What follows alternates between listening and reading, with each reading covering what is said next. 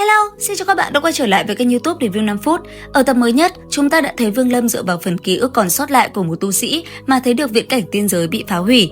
Với tu vi hiện tại, Vương Lâm cũng chưa đủ để hiểu hết được toàn bộ sự thật đằng sau. Và liệu rằng bạn có biết đâu mới chính là nguyên nhân thực sự khiến tiên giới bị hủy diệt hay không? Lại càng khiến người ta không thể ngờ sự sụp đổ của tiên giới hoàn bộ đều là toan tính của một người. Vậy tiên giới bắt nguồn từ đâu? Ai là người cai quản thế giới ấy? Để trả lời cho những câu hỏi này, hãy cùng kênh YouTube Review 5 phút đi tìm hiểu câu trả lời, xem toàn bộ nguồn gốc và sự diệt vong của tiên giới trong tinh nghịch bắt đầu từ đâu các bạn nhé. Đầu tiên, mọi chuyện phải bắt đầu từ sự khai sinh của tiên giới. Ở thời Thái Cổ xa xưa, vùng trời này từng gọi là Thái Cổ tinh thần. Sau một biến cố kinh thiên động địa, nó bị tách thành giới nội và giới ngoại, ngăn cách nhau bởi một đại trận phong giới. Để ổn định giới nội, Phong Tôn đời đó đã trực tiếp khai mở 4 tiên giới là phong, vũ, lôi và thiểm, tương ứng với 4 đặc tính là mưa, gió, lôi điện và chớp. 4 tiên giới ấy phân tọa ở các tinh vực khác nhau do 4 tiên đế cai quản.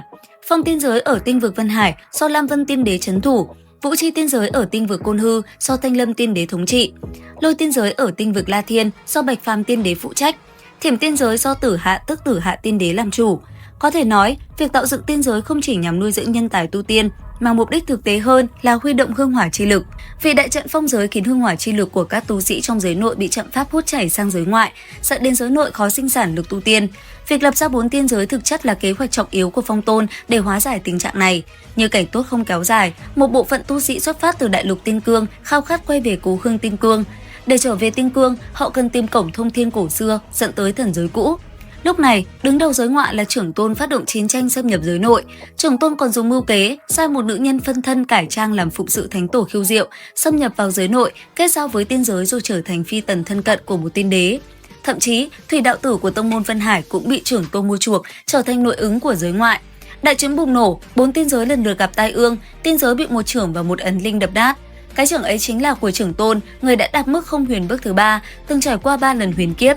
Trong giới nội, ngoài Phong Tôn ra khó ai địch nổi trưởng tôn, nên một chưởng của ông ta phá hủy cả một tiên giới chẳng có gì bất thường. Trong trận chiến, Phong Tôn bị thủy đạo tử mưu hại, lại bị trưởng tôn và Diệu Âm đạo tôn cùng tấn công nặng nề. Thanh Lâm tiên đế dù trốn thoát mang thương tích, nhưng lại chịu thêm thủ đoạn của cổ ma và cổ yêu tấn công bất ngờ, cuối cùng ẩn náu ở yêu linh chi địa để chữa thương. Lam Vân tiên đế thì mất tung tích, Tử Hạ tiên đế buộc phải ẩn danh. Bạch Phàm tiên đế khi biết sự thật, mình vốn chỉ là một thất sắc của thất thải tiên tôn, nuôi dưỡng như một con kiến, thế giới quan vỡ vụn, liền điên cuồng chỉ trời rồi tự giải thoát. Vậy trong 4 tiên đế, ai mạnh nhất? Theo nguyên tắc, Thanh Lâm tiên đế là không huyền trung kỳ đỉnh phong, ông là đệ tử của Phong Tôn và đồng thời là luân hồi chuyển thế của thất thải tiên tôn. Hầu hết các phép trấn của Vương Lâm sau này, ví dụ như định thân thuật, nó đều bắt nguồn từ công phu của ông. Tiếp theo là Tử Hạ tiên đế, tu vi không huyền trung kỳ, là thất sắc thứ 8 của thất thải tiên tôn. Đến từ Tinh Cương đại lục, tàng bảo của ông có Tịch Thiên Quang, nơi Lý Mộ Uyển nằm ngủ. Còn Lam Vân tiên đế, người này đạt cảnh giới không huyền sơ kỳ đại viên mãn, nhưng tiểu tiết về thân thế không được mô tả nhiều. Về phần Bạch Phàm tiên đế, ông tu vi cũng chỉ đạt không huyền sơ kỳ, vốn là người của tông nhạc khí đồ trên Tiên Cương, sau trở thành thuộc hạ của thất thải tiên tôn. Nhiều pháp thuật Vương Lâm sử dụng sau này như hô phong, hoán vũ, tác đậu thành binh đều xuất phát từ tinh túy của ông. Bây giờ nói về ấn ý mà Vương Lâm tự cảm ngộ được, thực ra ẩn sâu là câu chuyện lớn. Thủy đạo tử trong giới nội cũng thông đạo ấn pháp này, đó là tuyệt kỹ mạnh nhất mà Phong Tôn để lại trong thần. Còn ấn dịch linh mà trưởng tôn sử dụng có khả năng được thất sắc đạo nhân truyền, bởi trưởng tôn từng bị thất sắc đạo nhân cưỡng ép nhận làm môn đồ. Trên thực tế trong nguyên tắc chương 1101 chỉ có một người chính truyền là Liên Đạo Phi mới xứng thực. Trưởng tôn từng là nô lệ của Liên Đạo Phi nhưng không được truyền công pháp chính tông. Sau này Vương Lâm gặp được Liên Đạo Phi đã bị phong ấn, dùng mưu kế lừa lấy khẩu quyết, từ đó cũng nắm được thuật chính tông. Dịch linh ấn không phải là phép thần thông bình thường mà là thuật đại đạo, nguồn gốc từ đại thủ ấn của thế giới Tiên Cương đại lục. Liên Đạo Phi ngày trước chính dùng nội lực chiếm đoạt đại thủ ấn, ai dám trái ý tiên hoàng, nếu thi triển toàn lực có thể biến thành 3 chưởng cùng lúc tiêu diệt thể thân hồn. Vương Lâm từng thấy thủy đạo tử dùng ấn ấy, nhưng chỉ gây hại đến thân thể, chưa đạt toàn lực. Nhờ dịch linh ấn, Vương Lâm từ trong động phủ ra tới Tiên Cương đại lục đều tận dụng nó làm sát khí quyết, coi như con bài tẩy cuối cùng. Đến đây, mình sẽ trả câu hỏi bí ẩn nhất bấy lâu nay, xem ai mới là kẻ đứng sau kích động chiến tranh giới nội giới ngoại, sắp mọi chuyện đi đến diệt vong. Thực ra kẻ chủ mưu là thất sắc đạo nhân, người này chính là hồn thứ nhất của thất thải tiên tôn, thừa hưởng toàn bộ pháp thuật bản thân của thất thải tiên tôn.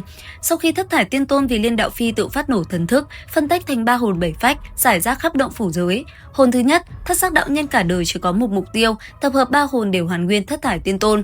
Hắn biết hồn thứ 2 đang gắn trên người Chiến Lão Quỷ, nhưng hồn thứ 3 vẫn mất tích. Hắn nghĩ tới một kế sách tàn nhẫn, kích động chiến tranh giữa giới nội và ngoại, khiến vô số tu sĩ tử trận thông qua các tử vong có thể cảm ứng để tìm ra hồn thứ 3. Để tránh trực diện lộ mặt, hắn ép trưởng tôn làm đồ đệ, lợi dụng khao khát trở về tiên cương của trưởng tôn để biến người này thành người thi hành chiến tranh. Dù trưởng tôn không đắc ý nhưng không lựa chọn, vì động phủ giới vốn do thất thải tiên tôn sáng lập.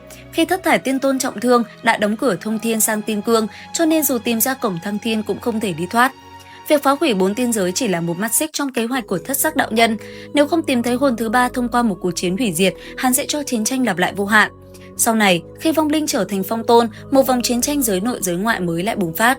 Có thể nói, đây chính là toàn bộ sự thực về tiên giới trong tiên nghịch. Tuy nhiên, do kiến thức có hạn nên vẫn có những bí ẩn mà mình chưa khám phá ra.